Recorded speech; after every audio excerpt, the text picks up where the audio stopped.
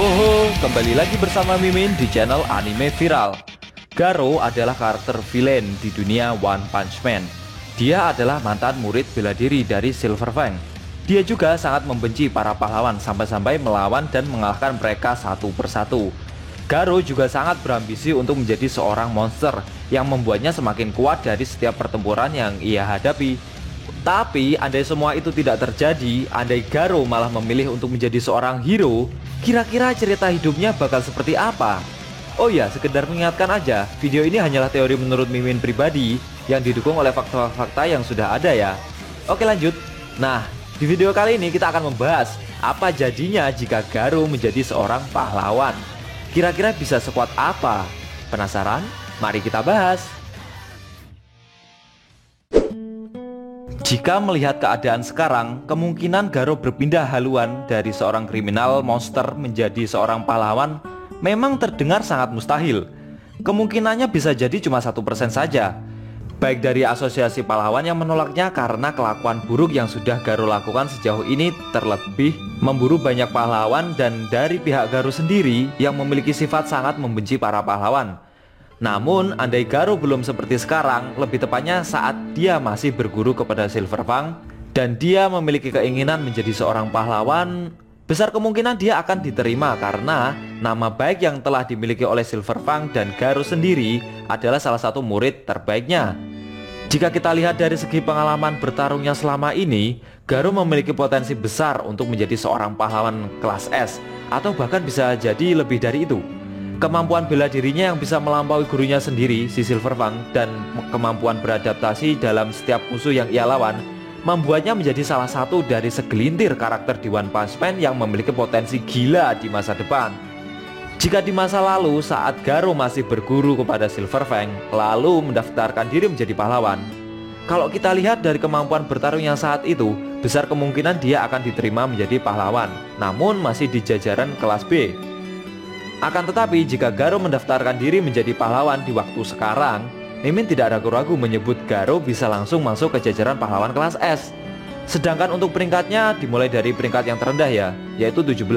Seperti saat Genos masuk menjadi pahlawan kelas S dan sekaligus menggeser posisi dari Puri-Puri Prisoner. Dengan demikian, kemampuan Garo yang sudah ditunjukkan dari setiap scene pertempuran yang pernah dia alami, kemungkinan besar dia akan naik ke posisi 10 besar secara perlahan.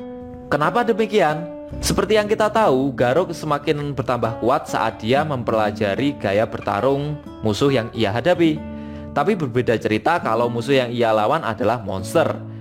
Sepertinya Garo membutuhkan waktu untuk berkembang lebih lama karena monster lebih identik bertarung menggunakan naluri dan emosinya, sedangkan orang atau pahlawan bertarung menggunakan skill dan logikanya.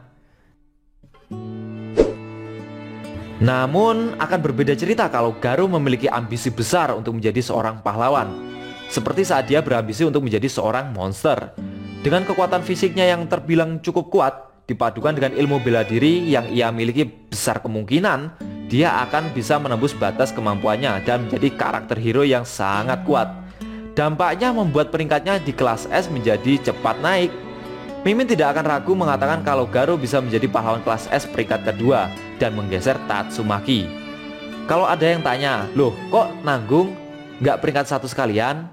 Seperti yang kita tahu, peringkat pertama pahlawan kelas S ditempati oleh Blast. Dia dihormati dan dianggap oleh asosiasi pahlawan sebagai pahlawan yang sangat berjasa besar, khususnya di kekuatannya yang diklaim sebagai pahlawan terkuat.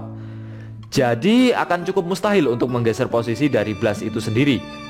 Dan di sisi lain, kita juga belum tahu secara pasti seperti apa kekuatan yang dimiliki oleh Blast.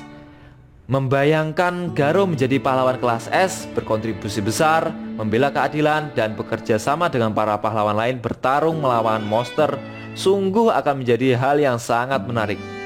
Tapi sayangnya hal itu untuk sekarang terdengar konyol dan seakan-akan malah mustahil. Terlepas dari itu semua, biarpun Garo menjadi pemburu pahlawan dan ingin menjadi monster, dia tetap memiliki rasa iba kepada orang lain. Buktinya dia hanya mengalahkan dan tidak pernah membunuh satupun pahlawan yang pernah dia hadapi selama ini. Benar gak?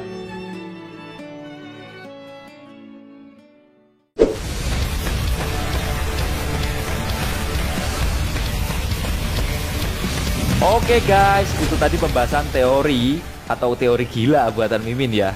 Andai Garo menjadi seorang hero atau menjadi seorang pahlawan, bagaimana menurut kamu? Jangan lupa tinggalkan komentar kalian ya. Buat kamu yang mau request topik lain juga boleh, cukup tuliskan di kolom komentar. Nanti bakal Mimin pilihin mana yang layak dibahas. Kalau suka sama video ini juga boleh di-share ke teman-teman kalian guys, biar channel ini juga berkembang dan makin dikenal banyak orang. Jika ada kata-kata dari Mimin yang kurang pas, Mimin mohon maaf dan sampai bertemu di video selanjutnya.